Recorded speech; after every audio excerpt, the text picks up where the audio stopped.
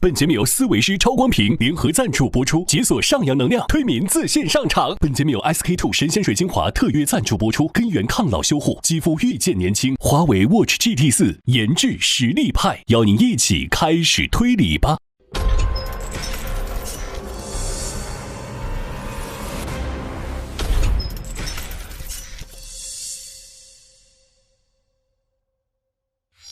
1988年。在推芒活外贸公司的8周年庆典上，人事部经理托马斯当众身亡。你没事吧你？托马啊，死了。经检验，致死原因为中毒，死亡条件是死者需要2个加一块凑在一起才可以死。这个作案过程其实是随机性很强的。经过推探的搜查问询，得知4位嫌疑人均被托马斯威胁。啊！我感觉有人在搞我。周6晚上你完了。周6晚上你完了。简直都是你跟老王。还有一个2把钥匙。就当众人再次回到案发现场时，却遇到奇异现象。刚才是个女的。我看到了。在这儿。芒货街，火焰，无可奈何。说的啥呀？无可奈何。溺水者不理会，星月之夜。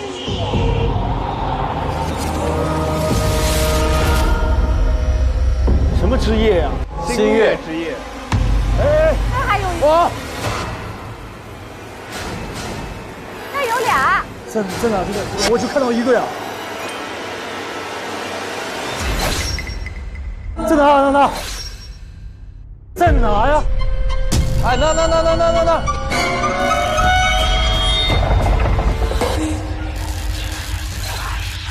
哎，这儿还有一个，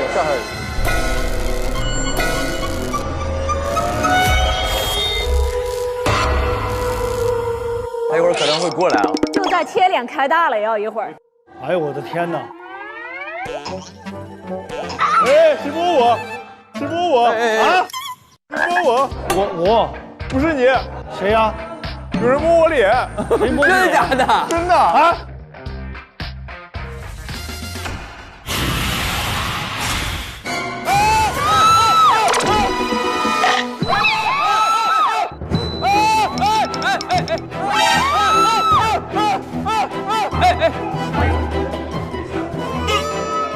哎，咋了？给我按住他！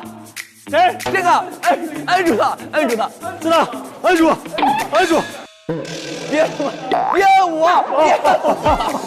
在哪？什么东西啊？你们在抓什么东西？抓什么？怎么会有这样的情节啊？他咬我！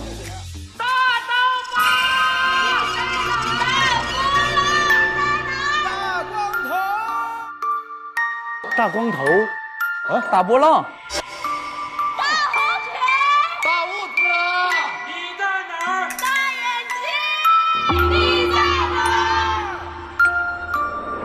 大眼睛。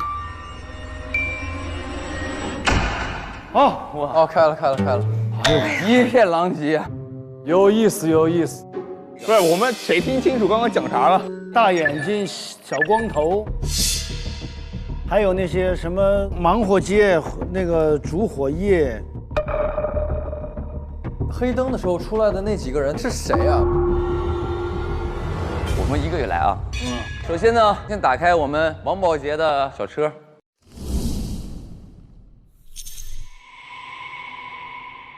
先看这个吧。选王终结者计划。这托尼写给托马斯的，哎，托马斯，这个本子送给你。下面这个题的答案就是我欠你的钱数，我还把它设置成了公文包密码了。好，下面有一道题啊，是那个的包的密码。这谁的包这是？上面有锁哎。谁算术题好，赶紧记着点啊！数学。芒货街有600人，420人会游泳，460人会骑车，500人会溜冰，550个人会打羽毛球至少有多少人4项都会？这是个算术题。对，那就是最少的那个呀，会游泳的那个数量啊。420，那你试一下吧。我觉得就最少的呀。4、2、0。不对啊！想想啊，至少有多少人是4项全会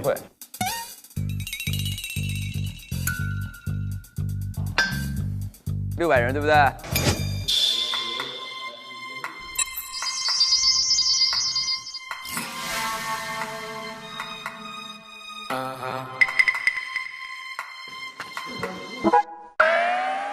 我找了根笔，可以拿这个算了。 OK。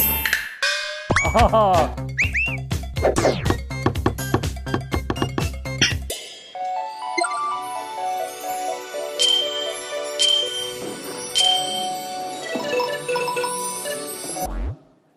咱要不然坐下算算？你挺会安排。对啊，你们站那儿，你又要站又要蹲的。我回来。来呀，快算数学呀！我在思考。小杀手。来，数学上一期的数学达人来。哎，你是数学达人啊！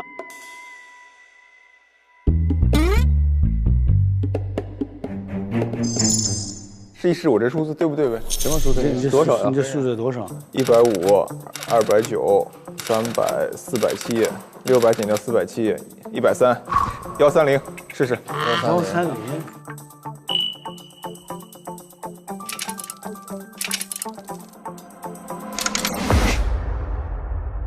130打开了，130打开了。哦，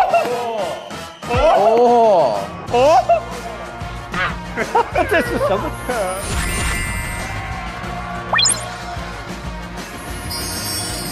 你说一遍你的解题方式。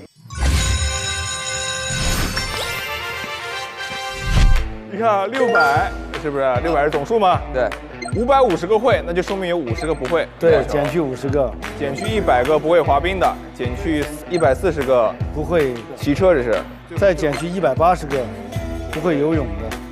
600，减去这一个整数，等于130。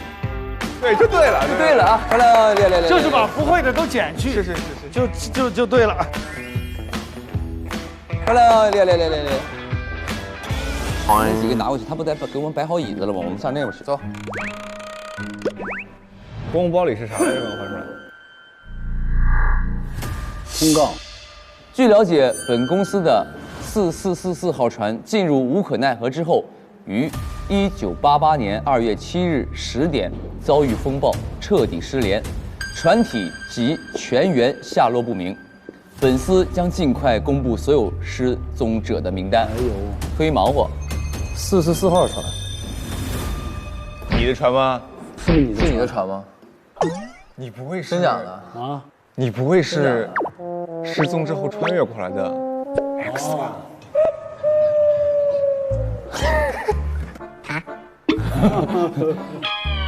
这是2月7号，11点下的通告。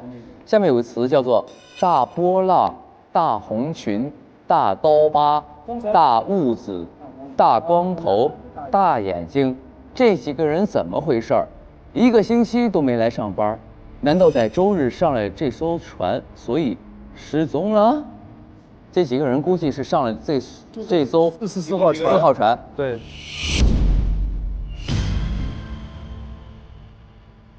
一共几个人？1、2、3、4、5、6个人。就是我们6个，我们6个已经死了，失踪了。哎，有可能啊。我们6个。谁脸上有痦子？你吗？我也有，对不起。我也有。我也有痦子，我这儿也有一个。大波浪知道了。大光头谁？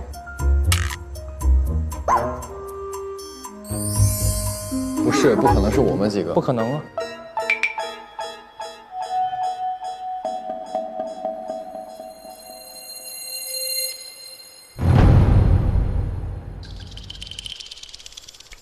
刚才那个在他那个垃圾袋里边，一个红色袋子里。这是全部的证据啊！哇，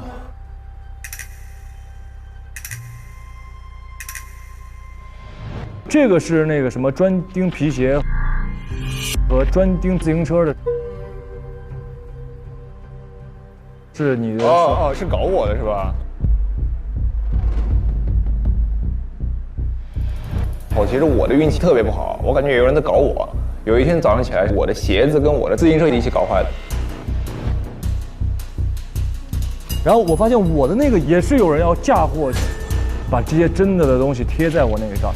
当时的这个样品是有人把我骗了，害得我去把这个样品买回来了，给公司造成了一定的损失。有人在诬陷你。丁打卡，他已经收到了这1000，你是付款人，而且他有这个回执，说明你给的他就是1000。他本来要报的是1000块钱，但是我一不小心就多给他算了个0，我给他报了1万，就算错账了，然后要不回这笔钱。八姐，就有人让你以为你给了1万，就让你要承担公司的损失，我们都被搞了吗？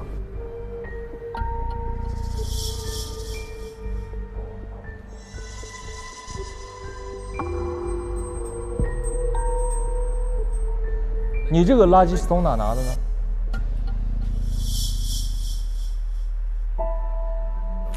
哎呀，其实本来是做好事不留名，我不想说这个事儿，但我现在必须得把它说了。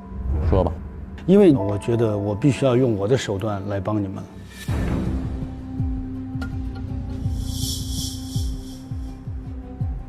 因为我们公司它为了保证我们公司在行业内一直处在这个顶尖的状态，所以它用这个制度弄得你不得不卷，压榨我们。我看着你们还在执迷不悟，所以我心疼你们，我写信给你们，你们都没拆，对吧？所以我后来我第一个帮的就是他，因为他呢，咱都知道，每天就不是去考证儿，就是在考证儿的路上，那你太厉害了，各种各样的证儿啊，全部基本上考完了，太卷了。所以我那天其实是在周4上午。我就趁着他去上厕所的时候，我就把这个给他偷了。偷了之后呢，我就拿回去模仿了他的笔记，把你的那个底单整个我都给你改了。本来是1000，我给他改成了1万。What？ 你怎么帮我了呢？我就想造成你自己失误，多发钱给人家。你作为一个财务，这是你的重大失误。你这样的话，你在公司就待不下去，肯定公司要把你开了。开了之后，你就轻松了。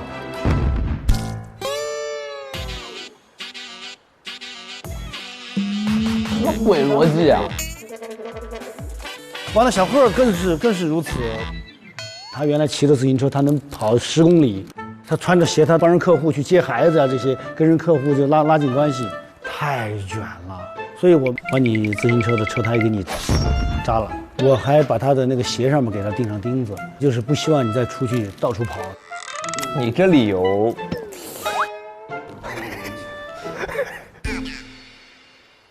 你也是一样的，那个白买，我也希望你被开掉，跟我玩这一套。对，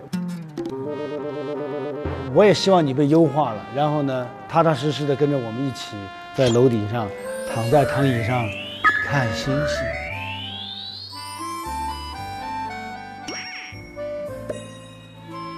看星星。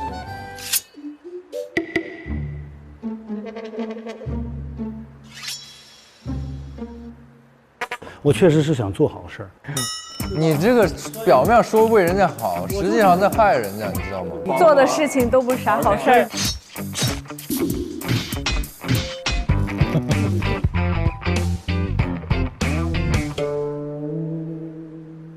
他的逻辑是让我们别卷了，就是因为公司里边都是卷王死的。我当时一看，这个卷王真的不能再当，你们如果再像这么卷下去，你们有可能有生命危险。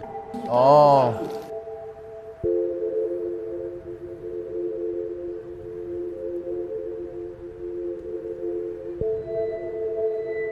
你这个本刚才我们没看，这本里边这是托尼送给托马斯的本子吗？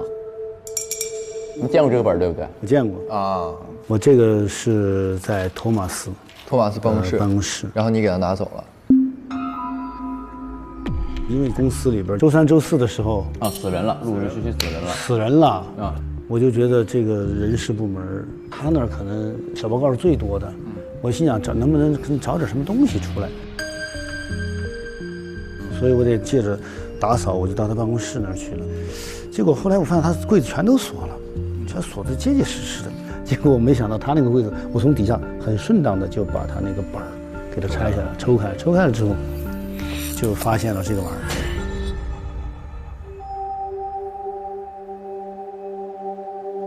它里边有内容的，明天是周6了，只剩2天了，不如找个机会把剩下的卷王一次性解决。这个第一张是我，周6晚上你完了，就是我们那个勾力度，贺。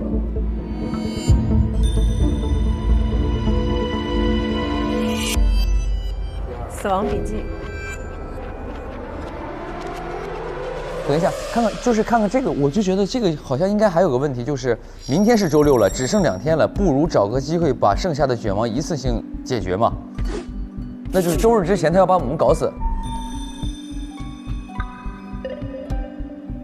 因为明天是周6，只剩2天了，2天之内我杀你，我周6、周日杀都可以。但是这个周日是个节点，他为什么要在周日之前杀？这是一个疑问嘛？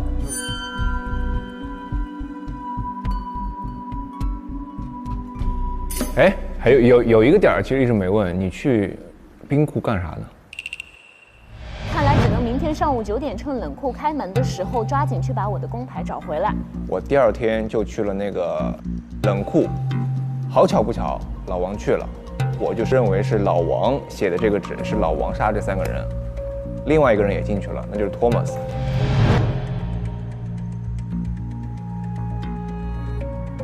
我其实当时我是想确认一下托马斯他是不是这个卷王终结者。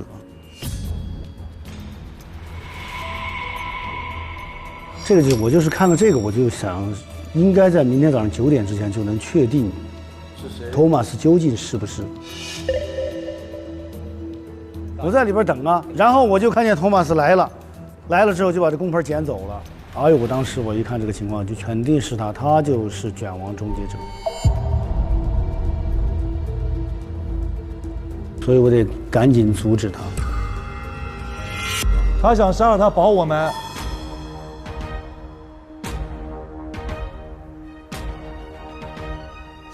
就想弄死他吧。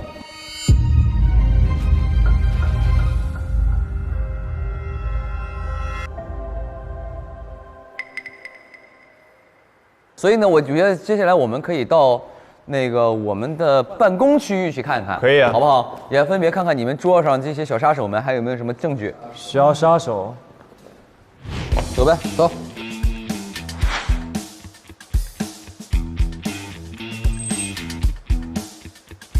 来到我们吹毛或外贸公事儿。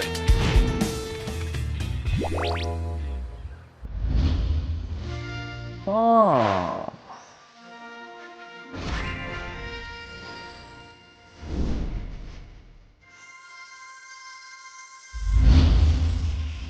注意仪容仪表，保持露出8颗牙齿。来，3、2、1。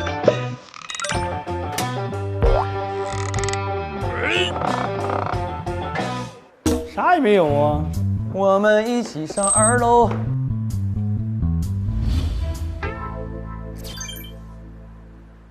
王虎8卷。那这不是咱们几个吗？对啊。那丙是丙报告，丙乙甲，这是你的工位对吗？哦，我的。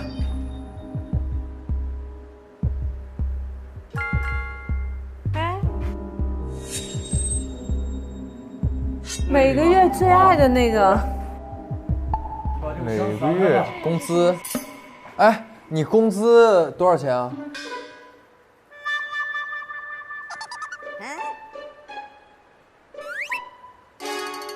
？4位数，哪有4位数这么多？要，那我也没有，我5位数，我真没骗你。你有小数点吗？你5位数，小 x。行，我们暂时先把这个放在这儿啊，走吧。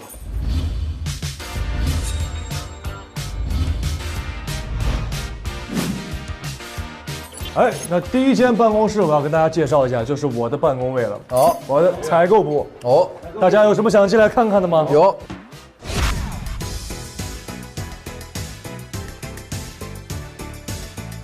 哎呀，这个我最爱玩了，能套上去吗？加油！怎么样？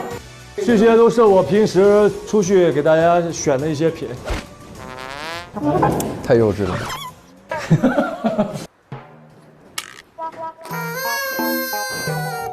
吓我一跳，姐。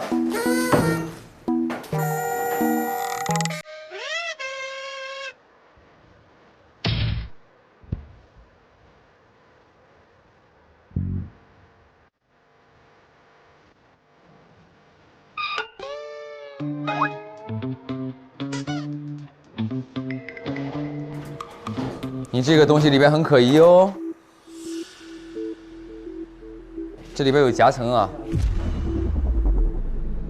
你打开它，这一看里边有东西，因为2层纸。是啥东西？把这个打开。别，我这是拆着玩，你们一般里边啥也没有，觉得我很蠢。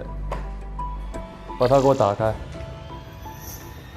有啥？你完了，你完了。我真是笑了。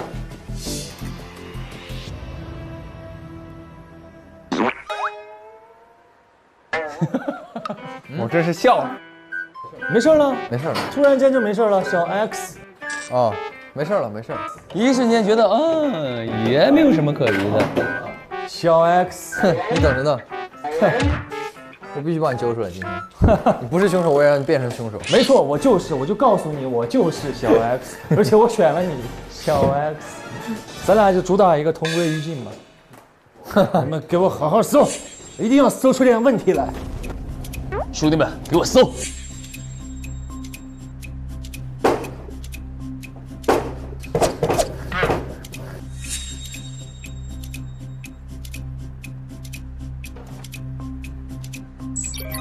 哎，这个也是证据。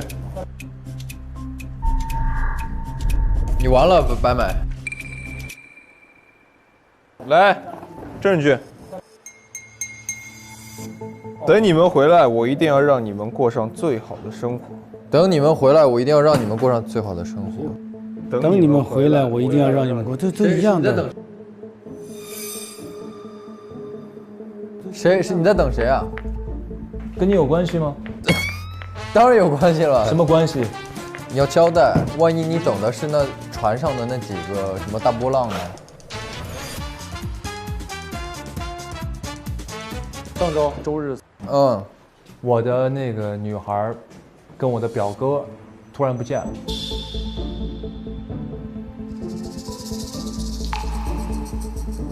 我怎么找都找不到。然后我每做完一个业绩，然后我就把石头拿出来，然后就等于说是也是在提醒自己要赚我那个目标的钱，我激励我自己，他们肯定一定会回来的。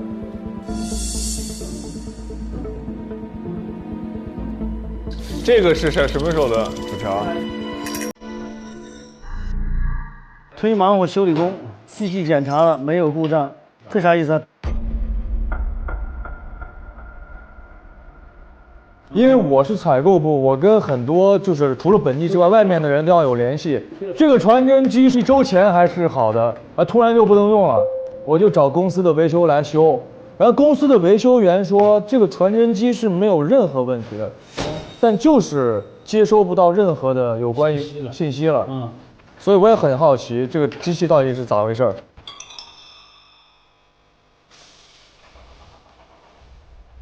我觉得我们应该再找一点什么东西。大家看到什么证据啊？大家，哎，宁贵信渔具店，白经理记得下周6中午来我的渔具店选品。你去了吗？我去了，去了是吧？我当然去了。明白了，凶手。我告诉你，你注意点，他这屋应该没啥了，朋友们。没啥了。Go。哦，这是业务部。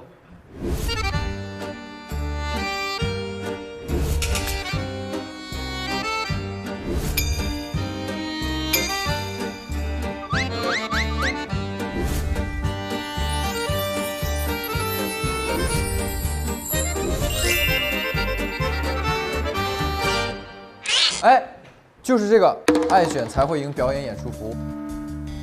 12点我们把这个搬过来之后，我们就出门了。对，我们2个人被邀请去看贺导的一个片儿，叫《赫然回首》嘛。出门之后，45看完回来的。也就是说，在这个12点到12点45这个期间，有人动过这个演出服里的衣服，有人往里撒了褪黑药。褪黑药。对。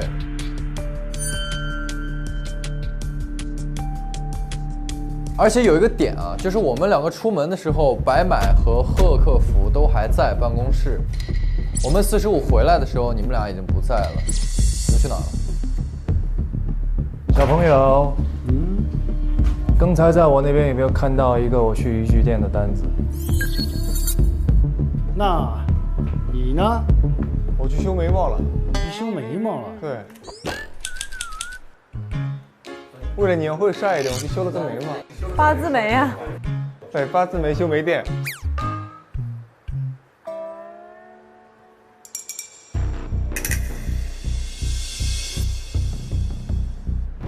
哦，你看，把鞋给烧了。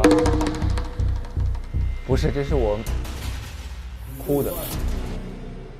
哭的，因为我的眼泪一直滴在照片上，近视这张照片就模糊了。这张照片呢，是我跟我爸爸的合影。他呢是上周日突然失踪了。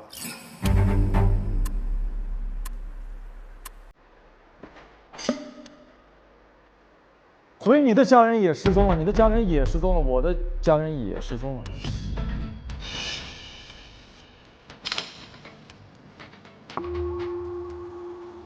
上周日我加班，结果出了个大事，我的一个家人离我而去。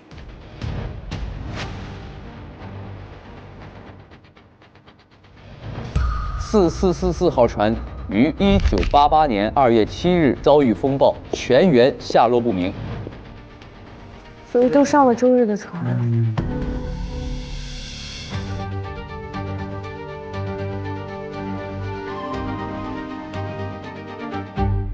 行，来，我们再搜搜还有没有别的东西呗。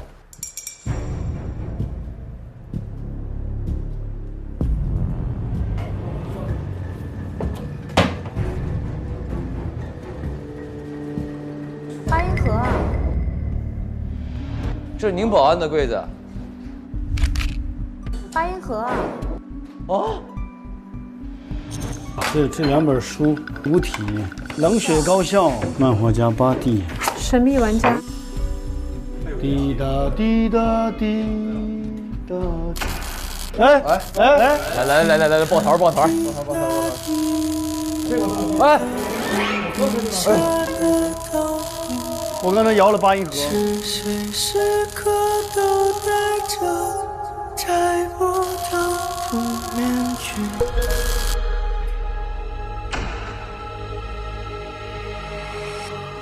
为什么遇到八音盒会？为什么遇到八音盒会响歌？因为你摇了它，它就出歌。走。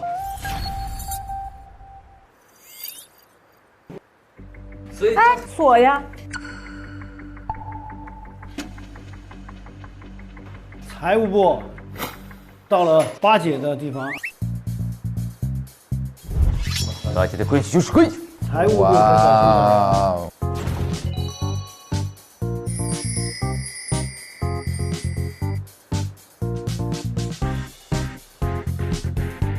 财务部可小心点啊！来，这2写的什么东西？这是？这也是手上上面全是英文字母。加点798613617，什么意思？这是？你们解释一下。你自己猜。自己猜？它就是密码。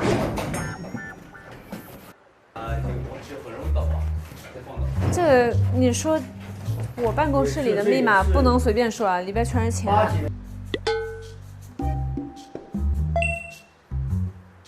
这有规律，你看这3加3.3，这是前面加了个3。计算器。哦，拿计算器来，这么多计算器。一人拿一个。这怎么算啊？它这个数字怎么能算出来一个英文呢？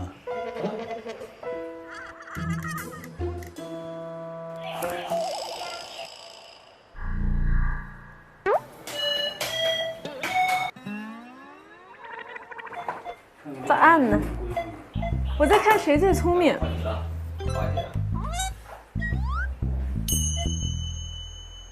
按呢。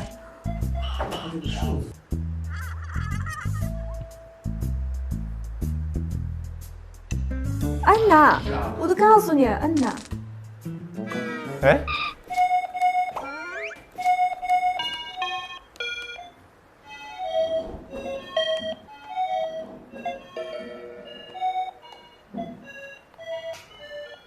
哦，音符嘛。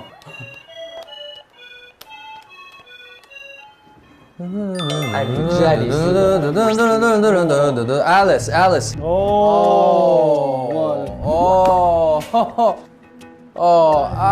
爱丽丝。是爱丽丝。哎呦，工资表。行了，这里边一个工资表。谢谢你的提醒，马姐。马姐真棒，马姐。Thomas 的基本工资1个月250，白买你咋那么高呢？你222块2毛2。哟，对啊，我很赚钱的呀。应船长才200，八姐188块8毛8。不是，这些不重要，主要看最后这个。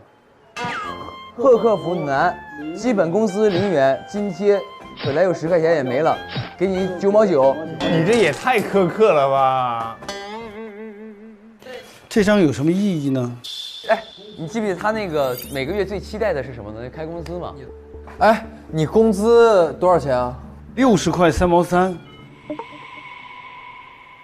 行，他现在房间里找到什么东西？只有这一样。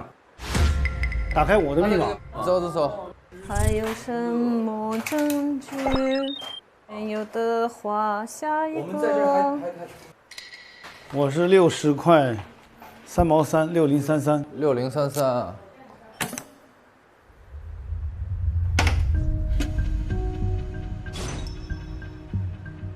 本周无可奈何区域上方持续有雷暴。我家里边最亲的那个人那天走了之后，我就一直找他，就找不着，就是因为天气不好禁航，所以我过不了无可奈何。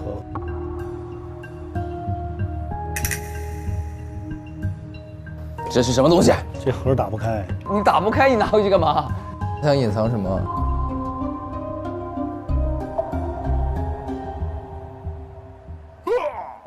别！开玩笑，我们节目不能这样。啊，我们节目不能这样吗？只有你能这样。他什么东西卡住了吗？不是，拿这个锤一锤。太使用暴力了。我真的开了。我的妈呀！它是这样的，一个扣一个扣。哦。来，我念底下这2个东西啊。周6上午10点半，众人在八姐的房间报销，贺生气推门离开，白买被门撞到头，王卷房踩到香蕉皮滑倒。这谁写的？来，周6下午1点，公司的8周年庆在溜冰场举办，表演完爱卷才会赢和学猫叫之后，6个员工分2组玩了斗鸡游戏，白买王卷王贺客服一组，组名白鹤王。白买王卷王贺客服一队，白鹤王。宁船长、科里杜和巴姐一组，组名是科巴宁。科里杜、巴姐、宁船长一组，我们就叫科巴宁。科巴宁获得了胜利后，我用右手和巴姐的右手握了手，他的右手上还有一点粉，因为他一直在活动现场吃酸奶疙瘩。我还用左手拍了拍宁船长的肩膀，他的黑底亮银演出服真帅气。然后我拍拍手，招呼所有人坐好。谁呀？这是托马斯写的呀，他抓了我的手，也拍了你的衣服。托马斯这当场死的呀。这什么东西？这是这哪来的？主要是周五在托马斯办公室拿到的啊，这也是那对，对。他为什么可以预判未来呢？他之前，如果他是他之前写的话，他怎么知道我们下午怎么分组呢？都说我们即兴起的名儿。对啊，知道。他这上面写的是周六的事儿。那意思托马斯能预知未来啊？对啊，只有预知未来这一个解释。等一下是什么意思？那还是在一个游戏里，对吧？我们是 NPC， 我们已经反复在玩这个游戏了。所以托马斯他才会这么清楚的知道这一天在哪个时间点这个人都干了些什么，因为他已经活过这一遍无数次了。对，无限流啊！我们在一个游戏里。然后就是有一个人发现了这个事实，所以杀掉托马斯来终结这件事情。哇，有没有可能？有可能。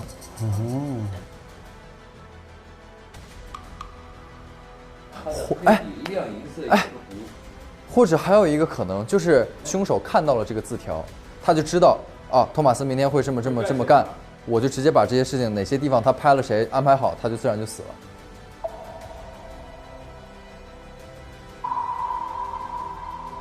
那你的意思就是，杀手是看过这个东西的？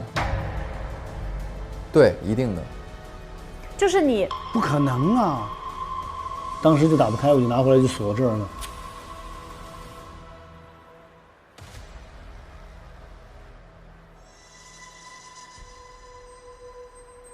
那我们现在就剩托马斯的办公室还没有看过，因为那个门锁住了嘛，而且有2把锁。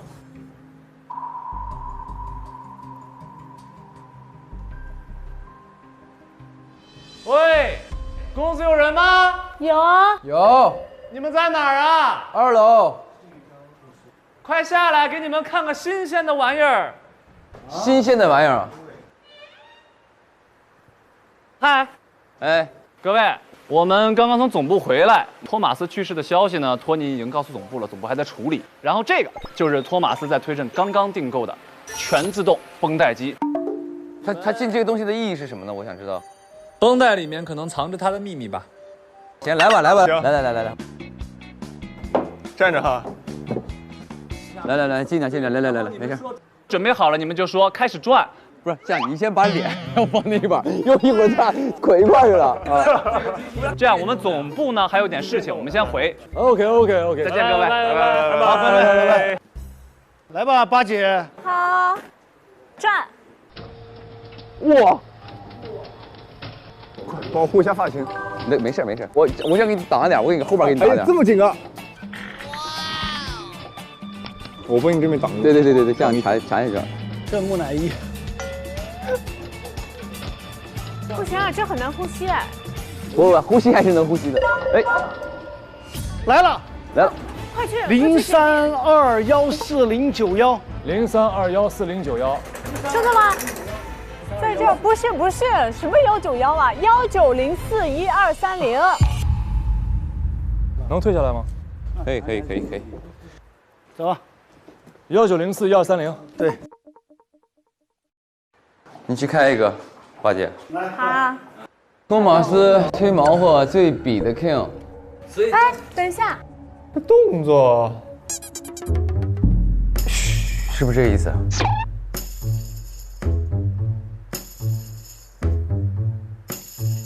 舔手嘛，就是喜欢吃手。我们退，哎，然后这个就被凶手看到，凶手就可以利用这一点来，通过我们2位侦探呢检测尸体，发现尸体的双手均有毒素反应。他自己在这边翻那个毒的时候，他一直在这样。这2样一定是来自于外界。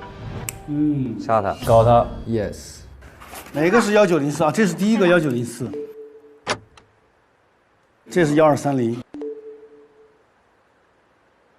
好了，开了。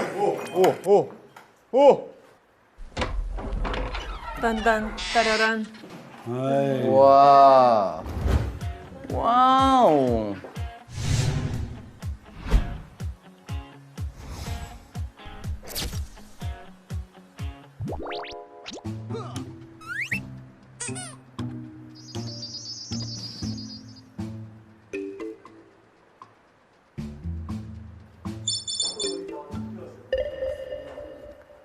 哎，你们看过恐怖游轮没？看过。看过，就是一个轮无限回。循环。对啊。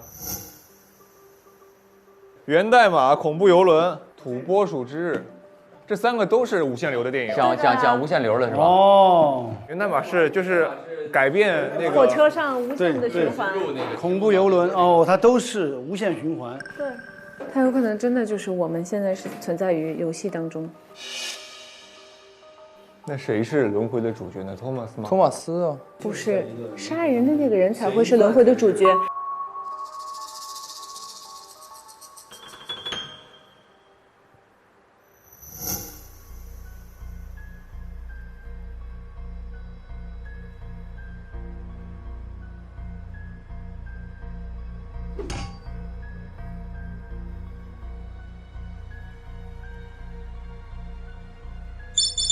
这上面，托马斯，您的整个时钟已经按照您的要求至期刷漆，4天才能凝固，别沾上油漆了。都已经周6过了。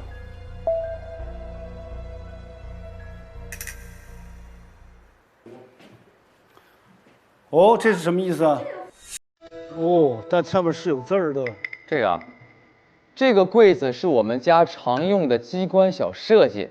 据说我爷爷乐爷生前卧室里就有一个类似的时钟机关。现在我把这个机关柜送给您了，拜托早日让我转正吧。托乐是乐爷的孙子。托乐，刚才那小伙送给托马斯的。托马斯的啊。这是要打开柜子。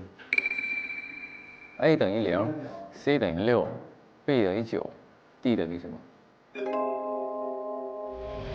机关柜是托乐送给托马斯的。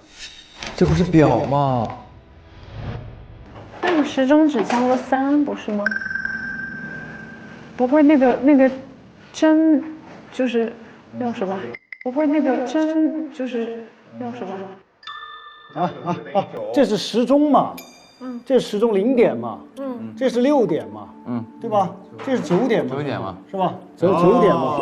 所以这个应该是3点。3点。 D 是3点，这是7点。7点。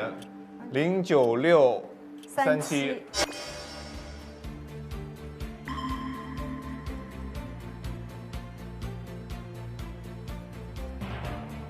用这个指针去拧一下，分别拧一下0点、9点、6、3、7点。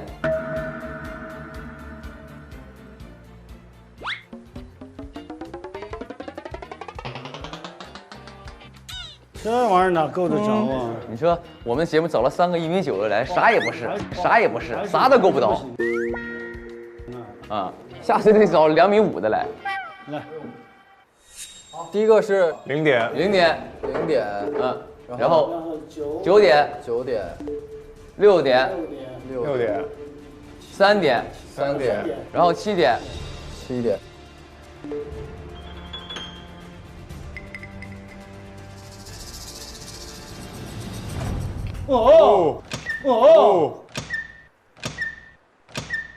呀，开了！哇！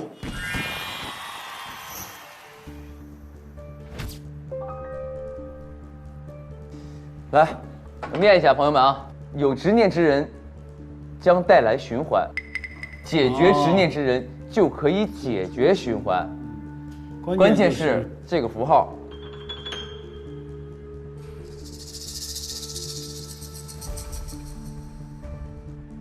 今天看到了一个戴着鸟嘴面具的怪人，他身上掉下来了这张纸。循环是什么意思？他在找的关键的这个东西是什么？我好像在哪里看到过这个。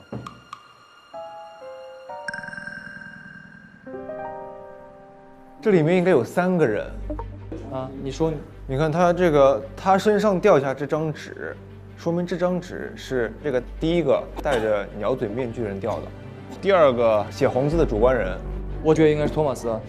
然后鸟嘴的面具的人呢，他还要去解决掉一个叫有执念之人。找到执念人，把他干掉，他才能结束循环。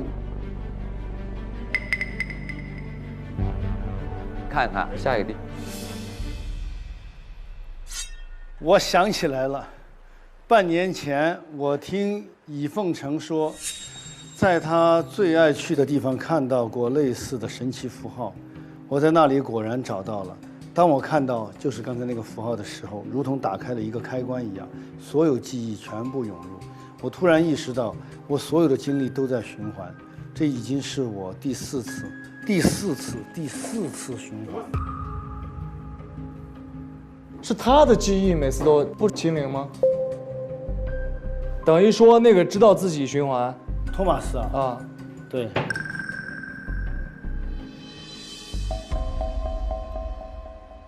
下一个地。每次循环，所有东西都清零重来了。这星期我真的过腻了。这个周6我又要组织8周年了。我又要一直在这个8周年。对，我再也不想过这个周了。我必须要找到解除循环的方法。应该是明天周日是一个循环的节点嘛？所以在明天之前，周日之前，他要找到这个破解循环的方法吧。那破解循环的方法呢？干掉执念之人。对，解决执念之人嘛，他才能跳脱这个循环。对。下一位。那这不是咱们几个吗？哎，等会儿，后面还有字。终于找到这个符号的意义了，原来是卷王的标志，卷代表了这些一直在公司卷生卷死的卷王们对工作的执念，而正是他们对工作的执念造就了循环。解决执念之人就能停止循环。我要成为卷王终结者，杀光公司所有卷王。可是我并不知道杀死谁才能停止循环啊，干脆都杀了吧。托马斯想杀掉我们的原因是他想找到那个执念人，所以他只能把人全部杀掉。对，不如找个机会把剩下的卷王一次性解决。这个第一张是我，这是我们那个勾力度赫。不过我必须把他们的死伪装成意外。利用假时长的夜盲让他渴死，把在天台抽烟的尹凤成推下去，让他被封杀，把禀报告关在冷库里伪造成意外冻死，让他被雪藏。而且也得继续好好工作，别等循环结束了，工作也丢了，人也进去了。还有那个报销必须在周3之前交上去。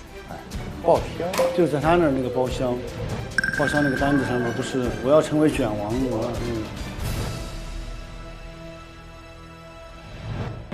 看到了一个戴着鸟嘴面具的怪人，知道有执念之人将带来循环。他知道自己循环，找到执念人，把他干掉，他才能结束循环。这些一直在公司卷生卷死的卷王们对工作的执念，造就了循环。我要成为卷王终结者，杀光公司所有卷王。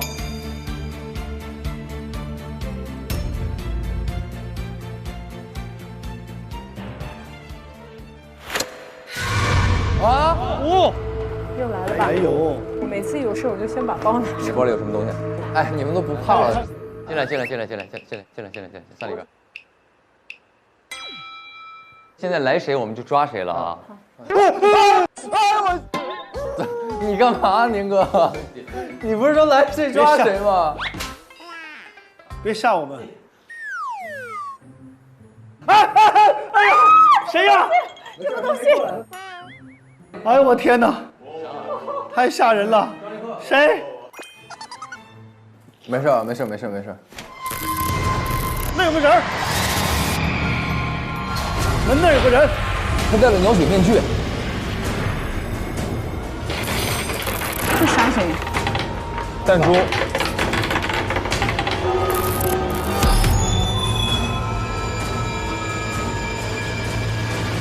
走了。咋说哥？你说动我就动。我们动不了，先等灯亮我们才能动。前面有一个脸，那个鸟脸是什么东西？不是弹东西下来，刚刚。对，门口刚刚那个人给地上扔了几个东西。弹珠。在这儿。我这儿有一颗，我这儿也有一颗，我这儿有2颗。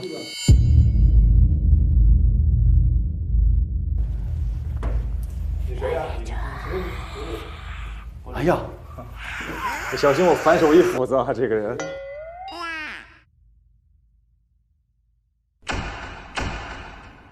不是刚来那人是谁啊？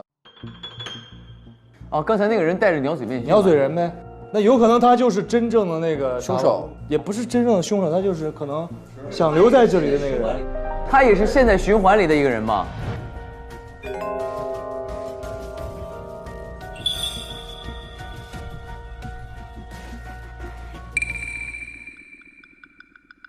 走，我们去案发现场看一下，行吧？看看还有什么遗留的线索。看看这里边还有什么遗留的线索。这是什么东西啊？这个是刚刚有的吗？有，都有。我来了。我看一下，柜子里边。哇！心链条。底下有个垃圾桶，看那垃圾桶里有什么？哦，果然。什么东西？哦，推黑药、推白药，2瓶药。用过的，没了。还有东西，还有东西。还有什么？8节拼。倒出来。周6。这个拼可就，哦哟，这么要花点时间。不是吧？拼这个啊？哇，这个丝也太碎了吧！这个能拼出来吗？这个拼出来的绝对是高手。哦，太碎了，这个。这个好多。白的不拿，没字的不拿。没字的不要。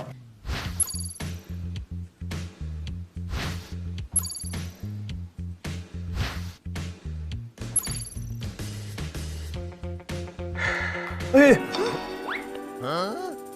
没忍住是吗？哎，想呼吸一下。我的脖子。对，哎，不对啊！你们2个说凶手下药的在办公室，对吧？那现在药又到这儿了，啥意思啊？凶手故意在那儿下完药把它拿过来的。这有个赶井。到底什么时候可以结束？希望这一切都能够顺利。为什么是我？到底怎么了？希望能够快一点结束吧。为什么是我？为什么能够？那凶手为什么要写这些东西？凶手为什么会这么多疑问啊？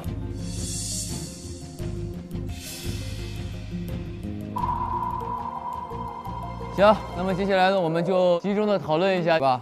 好难啊，今天怎么这么难啊？展开说说，你觉得哪难嘛？让我们大家也都难一难。不是你们搞得好像你们已经知道凶手是谁了一样，这么轻松？你肯定知道啊，凭什么我知道？先互相咬一会儿呗。当然可以了，咬吗？咬一下。得好好咬一下，不然今天这个事儿根本扯不清楚。对，现在得咬。啊，咱们顺一下整个这个案件嘛，对吧？假如这个托马斯他是一个在循环之内的人，他在办公室写了那个纸条，意味着今天会发生什么？也就是凶手看到了那个纸条之后，知道他今天会跟他握手、拍我肩膀，所以利用了这种东西，在2处涂了推白药和推黑药嘛。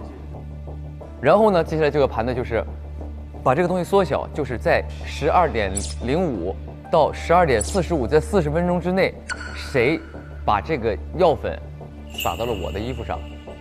每一个人可以交代一下自己在那一段时间的去向或者动向。从那个我们赵连鹤来。12:05到12点半，我当时在办公室。12点半我去修了个眉毛。12点半修眉毛去了。对，之后就一直没有回过去。谁能证明你在办公室呢？没人在办公室了，你去看电影了，他也去看电影了吗？好的。 12点看到你们俩带着箱子上来，12:25，我上周6就约好的，今天的要去那个渔具店，对宁贵信渔具店，12:55直接就来到了这个地方，1点钟咱们这儿开始的，有问题说。 我是11点半到12:35都在托马斯的办公室打扫卫生，然后12:35以后呢，我就去理发室了。我离开托马斯办公室的时候，八姐在，其他人都不在。那来八姐，那你10点半的时候就开始大家来报销，我跟贺客服说实习生没有报销额度，他就生气的离开了。王卷王在门外滑倒了，白被门撞到了头。然后12:35的时候，我看到王卷王从托马斯的办公室出来以后，我就去了那个柯基柯达鸭的宠物店去看一只我之前救助过的流浪猫。就你是最后一个离开咱们办公区的。 对，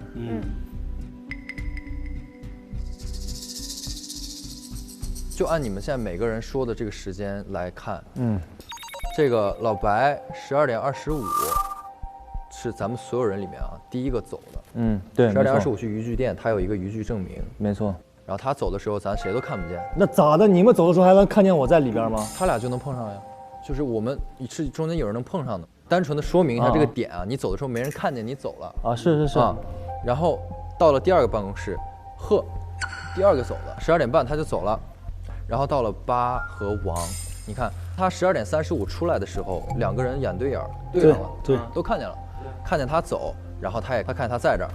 那如果说他35真的去了理发店，并且是35去理发店再没回来过的时候，35到45这个作案时间就只有8在这个办公室了。 哎，我忽略一点，我跟宁是12:05走的，对吧？12:05我俩就走了。这个时候这25分钟，贺单独在这房间里面的，他也完全可以做，完全可以啊。还有一个问题啊，12:05的时候，知道这个衣服放到这个办公室的只有贺，你不知道吧？我看到他们抱着箱子进去了，但我不知道那是个啥箱子。你看，我是完全看都没看见的啊。八也不知道，不知道，我们是不知道的。 所以贺，我为什么我说我怀疑他呢？没错，那25分钟我没得解释，我就是在办公室。那你这样，我给你个机会，你找个理由，证明你不是你做的案。证明我为什么要证明我不是我做的？本来就我没有干这事儿。我刚刚早就说了，为什么凶手如果真的要在办公室下毒，还要把药瓶放到这儿来？ 那是我提出来的。你们两个说，凶手下药的在办公室，对吧？那现在药又到这儿了，啥意思啊？那我25分钟没法解释，我确实只有在办公室，一直待在办公室，30分我才去修的眉。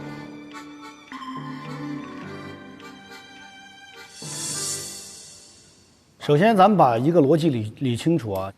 凶手一定是首先他知道整个这个循环的事儿，而且他是看了托马斯的整个写的那些东西，所以他很清楚在这一个时间点托马斯要怎么做。那么他一定是利用了这个去上这个毒的。有2个上毒的时间，你光完成衣服上是不行的，你这儿还有一个吃的那个东西是一直在这儿的。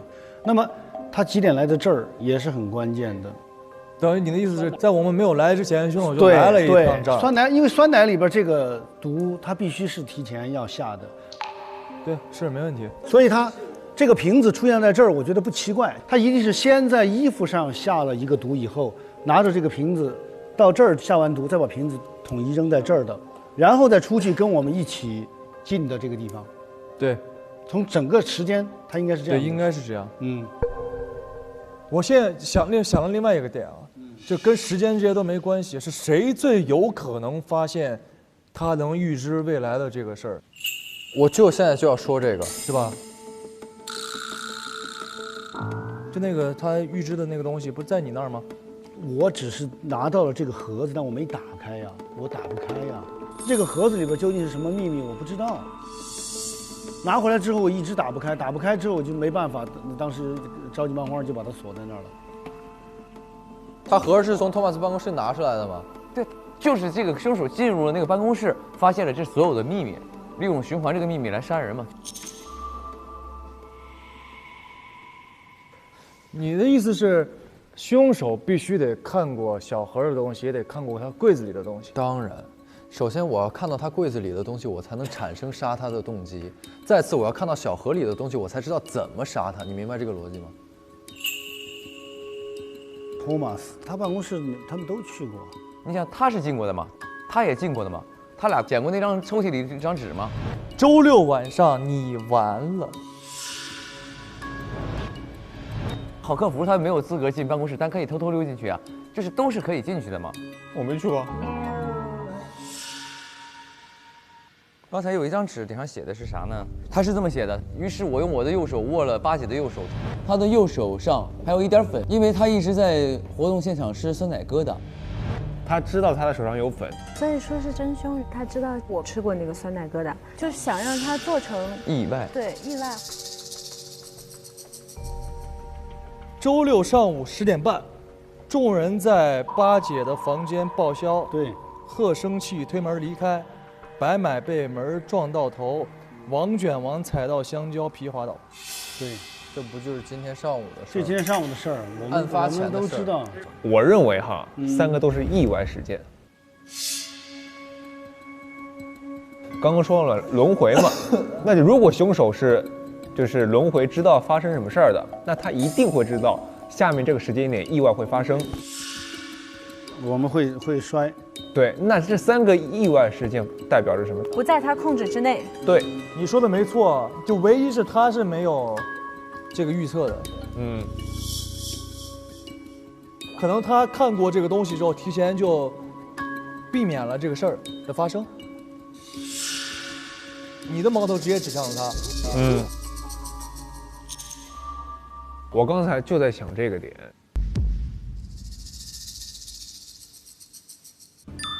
刚才有一个人，他丢下了那个好多个那个棋子。鸟人吗？对，可能我们都是他的玩伴，我们都是一起长大的。这里面就有他的未婚妻和他的表弟还是表哥。我的那个女孩，跟我的表哥突然不见了。还有你丢失的那个小孩。我家里边最亲的那个人那天走了之后，我就一直找他，就找不着。我爸爸是上周日突然失踪了。而这个鸟人他就创造了这个循环的这个游戏，就是他创造了这个无限流，因为他要在我们所有人都死掉之前拯救我们。凶手就是鸟人是吗？对啊。但我们刚才看了那个鸟人呢。凶手就是鸟人，那鸟人就是我们其中的一个。对啊，如果凶手是鸟人的话，那鸟人怎么能同时跟咱们出现在那儿呢？他出现在你身后哎。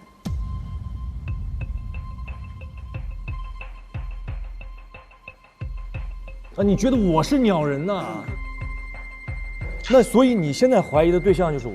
嗯。我是杀手。嗯。杀了托马斯的人。嗯。你是看到啥了？看到啥信息啊？你这突然一下整得我们，你给我们整懵了。可以再去一趟办公室是吗？可以。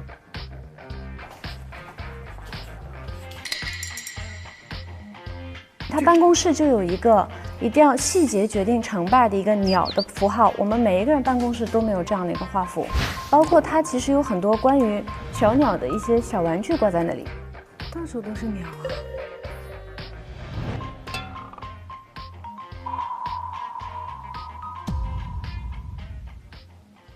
好的。对，他就是大胆设定。对，只是想嘛。你在那一刻离我们挺远，因为你老喜欢离我们挺远。没错，我招了，我是鸟人。但是我觉得他的直觉很恐怖，是一个很新的脑洞。他的直觉非常恐怖。嗯。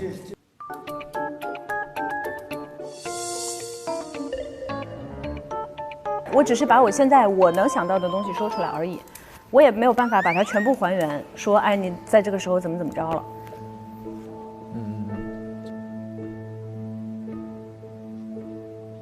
哇，这个真的是有点不是，我觉得没有确非常让我觉得它的可能性非常大的一个确凿的证据。嗯。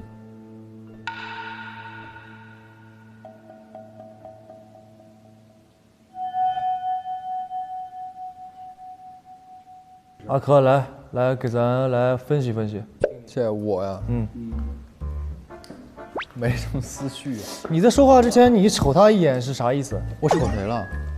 瞅贺，他针对我呢，你别理他，没事。我没有针对他啊，你说，你就听听你的想法。说两句，我想听你说话。今天，我也想听他说，他不说，他现在。你咋了？你今天当个 X 你就这样啊？我真不是 X， 你这不像一个推探的样子呀。你们干嘛把矛头都指向我？现在没有把矛头指向你，我们就是想听你发言呐。你俩别老对视，你俩老对视，老觉得是凶手和 X。反正最后环节了嘛，就是我目前我个人的思路啊，就是我觉得他的嫌疑可能相对大一点，是因为他的作案时间太过充足。现场这个做的作案时间，你们每个人也都有。白哥25走了之后可以，八王35走了之后也能来这儿弄，因为你已经有毒药了，你随时都可以回来。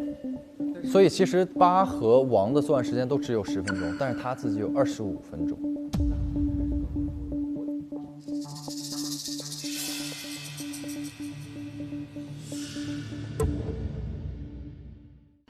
行吧，那我们再想一想，一会儿过来投票吧。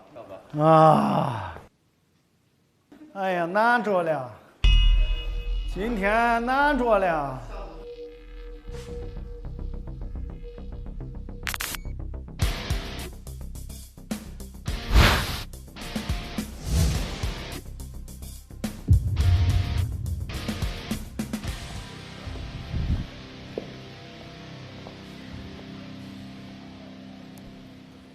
我推断出来的真凶呢，是王卷王，他是有进入托马斯房间的机会，而且从托马斯那边的纸条上得知，托马斯的一系列行为都在王卷王的了解当中。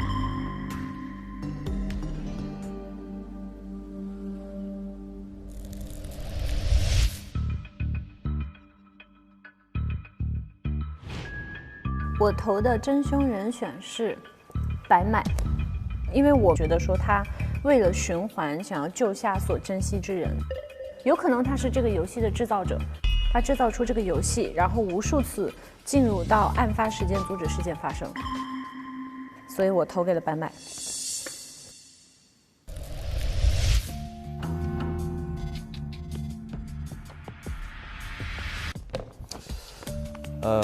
真凶人选。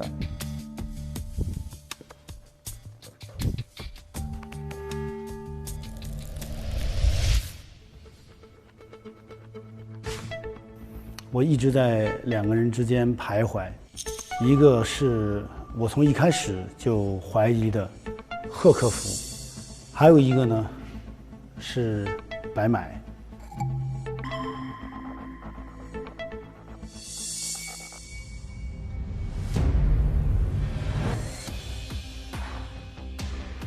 嫌疑犯一共有4位，每个人杀人动机呢，白买应该是发现了托马斯应该要杀他，所以他先下手为强。包括八姐的动机也是如此。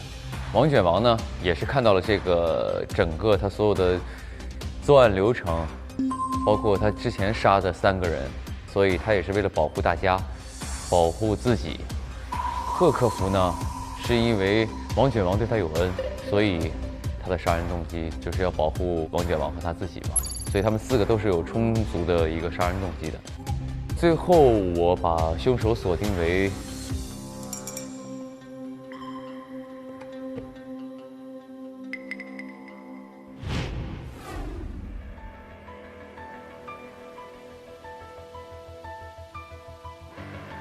其实我们今天一直在做假设，就是凶手的杀人动机只能产生于他看到托马斯写的这个轮回报告了。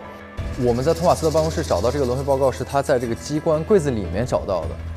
这个机关柜子当时应该是通过墙上的这个时钟来打开的，钟下面贴着一个字条，4天时间才能够凝固。然后我刚才看了一遍，我回到托的办公室里面，看到这个钟的周围其实是没有很明显的破坏痕迹的，所以也就代表他推翻了我之前的假设，就是说这个凶手他不需要知道托马斯要杀掉每一个人的这件事情才产生动机杀他，他只得知了托马斯在周6的这个路线的话，那么满足他杀人动机条件的就只有我们初轮的杀人动机了。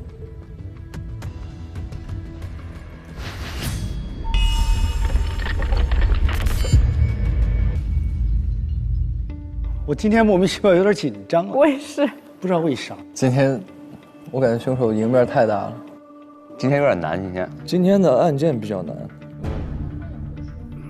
现在公布各位玩家的投票结果，获得0票的玩家是八姐啊，八姐，不能吧？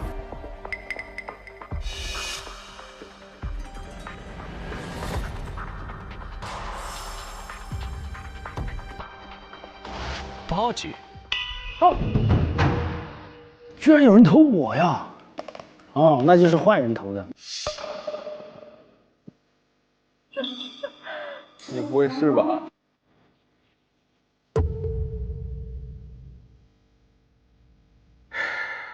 在剩下的3位嫌疑人王卷王、白买、赫克府中，谁的票数更高呢？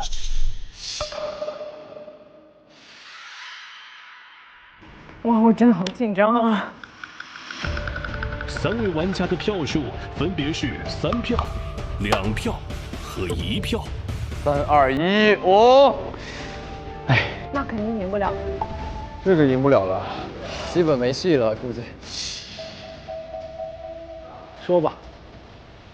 获得3票的玩家是……让我好紧张啊！快点。他就是。说什么了？说吧。说吧。赫克府啊。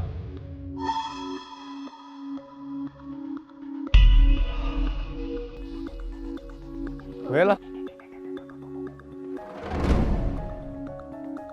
赫克府究竟是不是本案的真凶呢？现在宣布，本案所凶失败。哎，我就说失败。哎，我就说，我就说啊，我就说是他嘛。为什么是谁？白买。啊！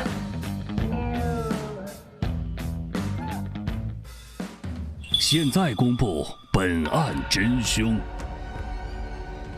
本案的真凶究竟是谁呢？他就是本案的真凶，将由 X 来宣布。本案存在 X， 存在 X 啊！你这个小子啊，哎呦，可以今天啊玩的不错。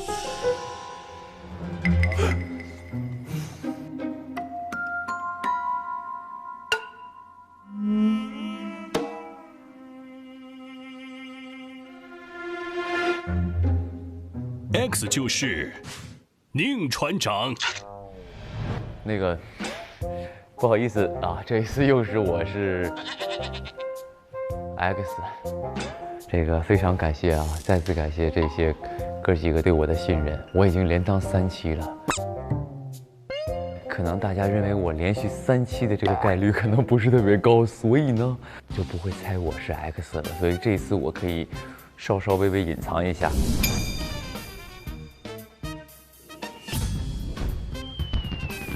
现在，请宁船长公布本案的真凶。哎，我真服了，谁呀？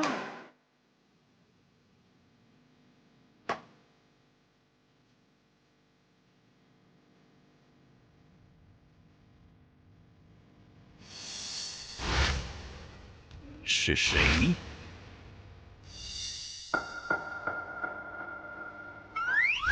啊！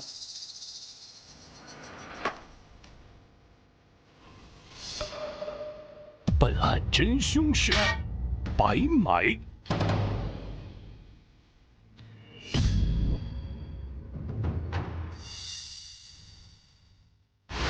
由于真凶票数低于其他嫌疑人票数，本案真凶与 X 获胜。承让，都给我说！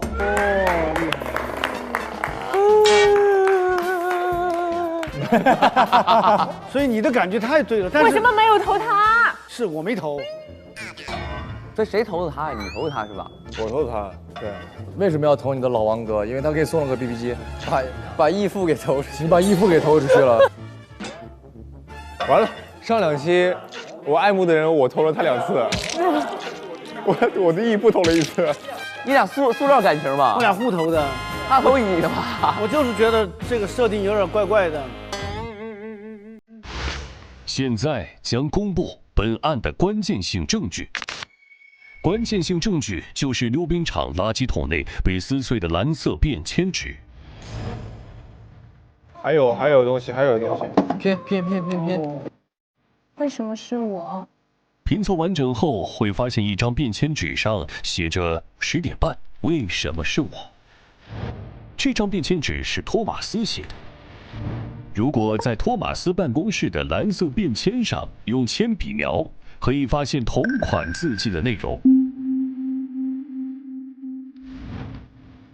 而托马斯之所以写这句话，就是因为这次循环中10点半发生的一系列事情与他记忆中的不一样。不一样的点就在于白买被门撞到头的顺序。在托马斯记忆中，白买被门撞到头应该是在王卷王滑倒之前，且撞到白买的是推门离开的赫克福。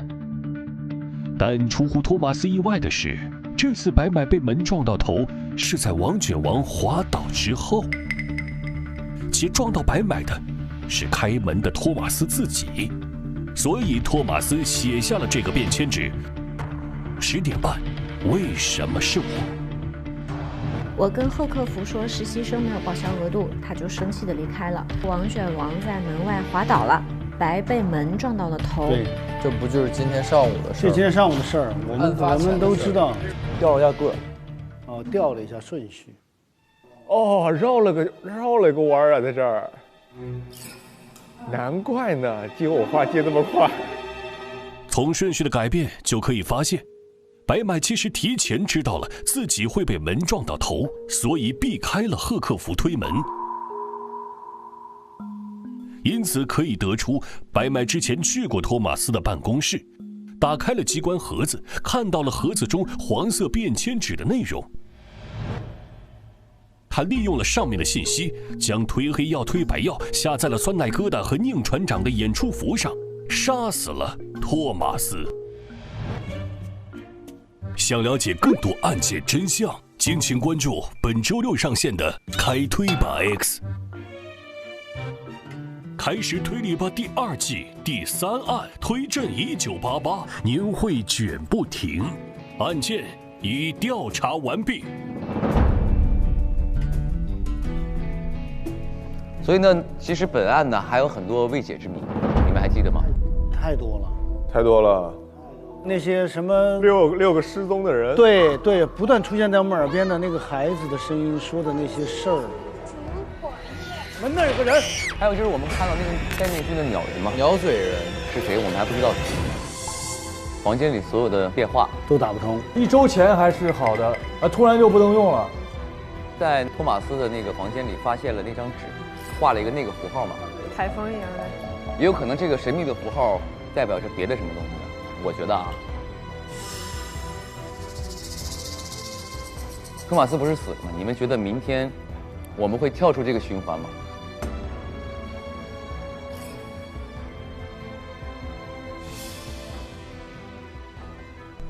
接下来，由颗粒度为大家颁发金钥匙。哎呀，没拿着呀！给，很敷衍。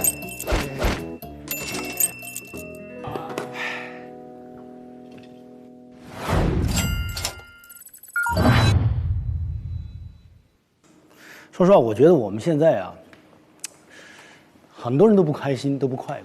对，好像这个内卷这个词儿，就是这1、2年突然一下就，大家说的特别多。过去我们小时候不是这样的，我们小时候都有每个人属于每个人的那个快乐，就是你会写字儿，我会画画，我会跳舞，我会唱歌，每个人都不一样。现在你发现大家都是眼睛向外看，然后别人有什么我得有什么，越来越把自己的快乐建立在别人的眼光当中，完了建立在外物上边，好多的烦恼都是从内卷，而相反很少有人外卷，这是跳出这个。你们大家都在比这个时候，哎，我去玩那个，我完全不进入到这个这是死循环当中。要想真正让自己开心快乐充实起来，就得想办法跳出内卷，活出真正的自己，可能你会找到属于你的生活的意义。对，所以我觉得我们这期节目真的挺有意义。王卷王有一个想法特别好，就是想要说在不忙的时候，你真的可以抬头看看天边的星星，对，感受一下这个身边的这些大自然的东西，可能会让你心情更愉悦。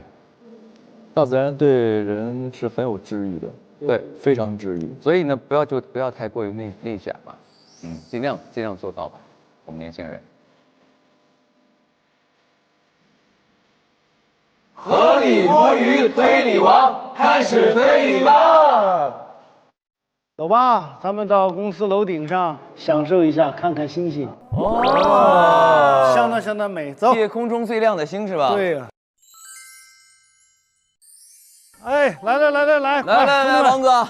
哎，这就是我跟你们说的公司的天台，你们看看。哇，哇，看看这儿多美啊！今天的心情还不错哎。哇，好棒啊！王哥啊，来，给你们烤点肉啊！哦，还有烧烤呢。哎，都给大家准备好了。还有煲仔饭呢。今天就放松松的啊，在这儿吃喝玩，享受生活。白哥，来点。我尝口，你加料了吗？加了，你尝一下。它本身也加了。但我只加了辣，咸吗？不咸，刚好。来，给我来个。有，挺好吃的。哇，哦。可以啊，这感觉好喝啊！哎，我们干一杯吧，要不然？好，那个周年庆快乐，新年快乐，新年快乐！从来没有周年庆这么开心过吧？是的。那儿准备了烟花，可以搞气氛。一起来啊！来打火机，来了啊！好，来。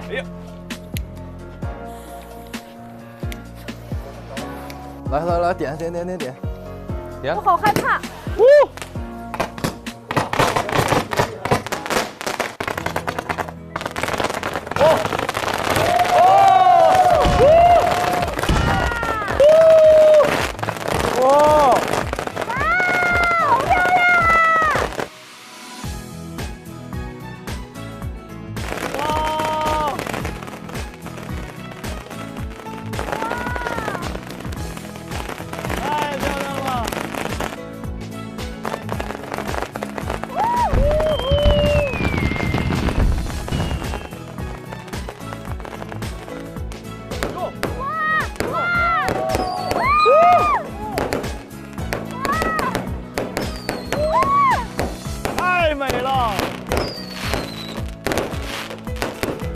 你给我们准备的吗？你看看，全是老王头给你们安排的。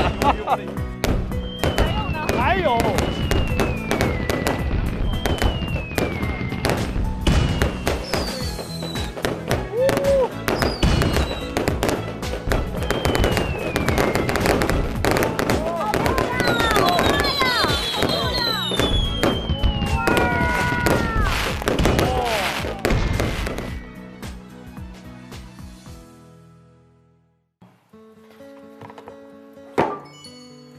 这一期让我们看到了很多卷的人和卷的原因。为了让女友过上更好的生活而拼命挣钱的白买，为了不让父亲失望的巴结，为了能转正让父亲看到自己有担当的贺可夫等等。当下很多人都在卷，除了用人单位小环境里的 KPI 考核制度之外，还有行业竞争大环境的影响，以及来自于我们自身和我们身边人的期许。我们很难随心所欲地做到反卷，但是我们可以尽可能地避免过度内卷、无效内卷。在本期故事中，白买和巴姐都存在类似的问题，即自以为自己犯了一个低级错误，给公司造成了损失，如果被揭露，将导致自己被行业笑话，甚至前途尽毁。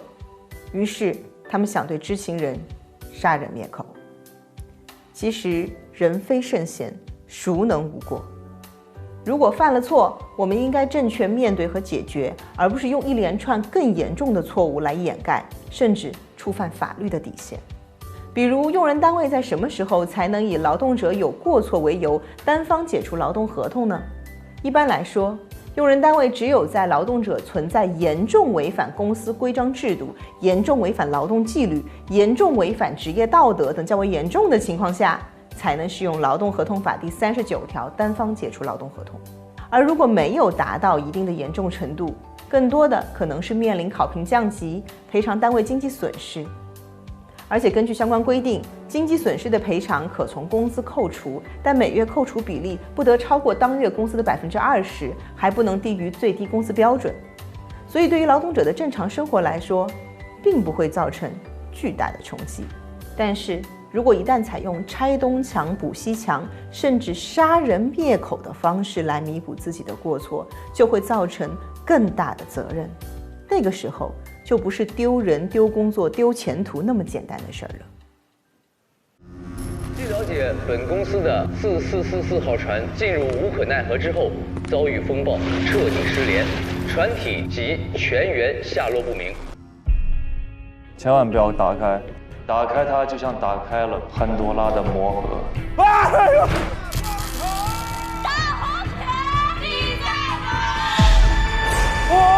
所有的人都是已经失联的人。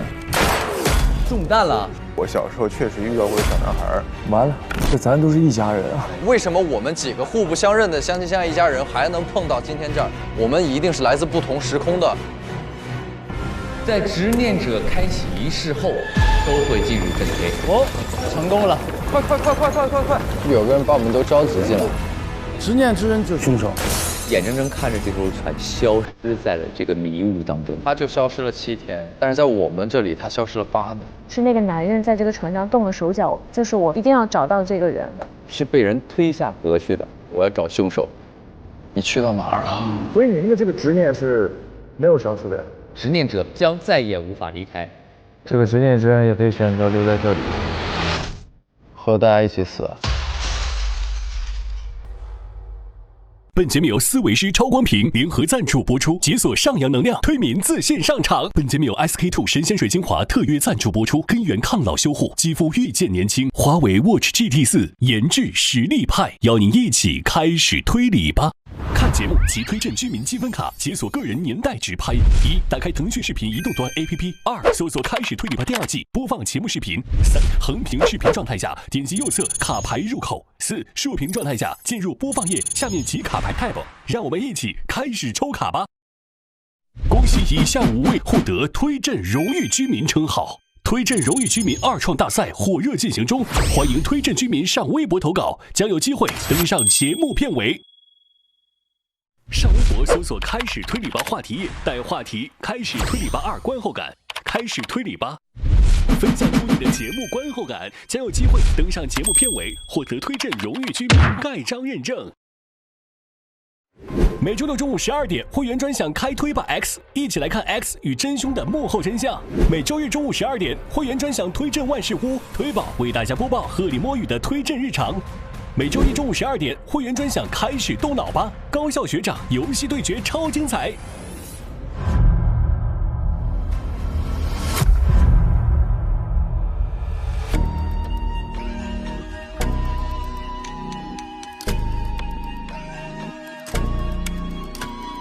扭开悬念问号，开始推理吧，一起推图不妥的真与假是能摸瓜。黑云映雪雨滴，推阵笼罩迷雾里，小阳神烛火摇，挂着影子多一句。风声起，脚步急，慢小藏进烟烟去，真相映无声的夜里无痕迹。把银河相系统的解密。上微博进入开始推理吧话题页，和推理团一起探索推真的秘密。更多精彩资讯尽在新浪娱乐微博综艺、新浪综艺，上知乎搜开始推理吧参与节目话题讨论。新浪新闻、QQ 超级粉丝团、星办、星款、丽丽城传媒、碰星、星芒、X 先生、乌有岛沉浸游戏体验馆、智联招聘。